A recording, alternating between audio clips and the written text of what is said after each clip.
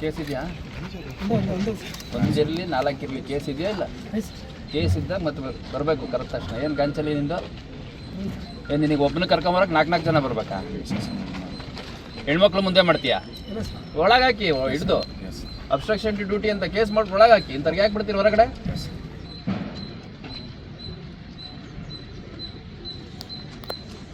Rowdy sheet ಇದೆಯಾ? ಕರೆಯೋವರೆಗೂ ಬರ್ಬೇಕು ಸುಮ್ಮನೆ. ಯಾರು ಹೋಗಿದ್ದವ್ರ ಜೊತೆಗೆ? ನೀನು ಹೋದ್ರು ಬಂದಿಲ್ಲ? ಎಲ್ಲರೂ ಹೋಗಿದ್ದೀವಿ ಸರ್. ಎಲ್ಲ ಹೆಣ್ಮಕ್ಳ ಮೇಲೆ ಮಾಡಿ. ಅವ್ರು ಯಾಕೆ ಗಂಟೆ ಬರ್ತಾರಂತೆ? ಒಳಗಡೆ ಬಿಟ್ಟು ಆಮೇಲೆ ಇಲ್ಲಿ ಹೊರಗೆ ಹಾಕಿ, ಇಲ್ಲಿ ಜೇಸಿ ಕಳಿಸಿ. ಎಸ್ ನೆಟ್ಟಿಗೆ ಇದ್ದಿದ್ರೆ ಕ್ಲೋಸ್ ಆಗ್ತಿರ್ಲಿಲ್ವಾ ರೌಡಿ ಶೀಟ್ ನಿಂದು?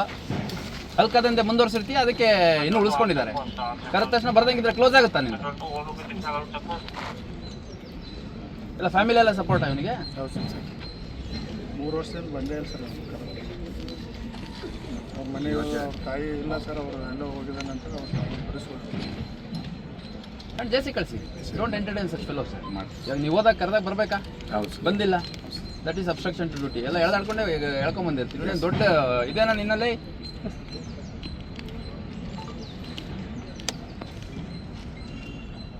ಇಂಥ ಫ್ಯಾಮಿಲಿ ಸಪೋರ್ಟಿಂದನೇ ಹಾಳಾಗೋದು ಆಯಿತಾ. ತಂದೆ ತಾಯಿಗಳು ಅಥವಾ ಹೆಂಡತಿ ಮಕ್ಕಳು ಅಣ್ಣ ತಮ್ಮಗಳು ಇರ್ತಾರಲ್ಲ, ಇಂಥ ಕೆಲಸ ಮಾಡಿದಾಗ ಹೊಟ್ಟೆ ಸೀರೆ ಹೊಡೆದು ಹೊರಗೆ ಕಳಿಸಿದ್ರೆ ಕರ್ಕೊಂಡು ಹೋಗಿ ಅಂತಂದು ದಾರಿಗೆ ಬರ್ತಾರೆ.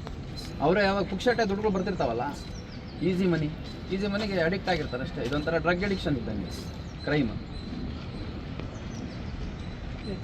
ನೋಡಿ ತಮ್ಮ, ಇವೆಲ್ಲ ಬಿಡಬೇಕು ಆಯಿತಾ. ಲೋಫರ್ ಪಂಕ್ತಿ ಮುಂದುವರಿಸಿದ್ರೆ ನಮಗೇನು ಮಾಡ್ಬೇಕು ಗೊತ್ತೈತಿ.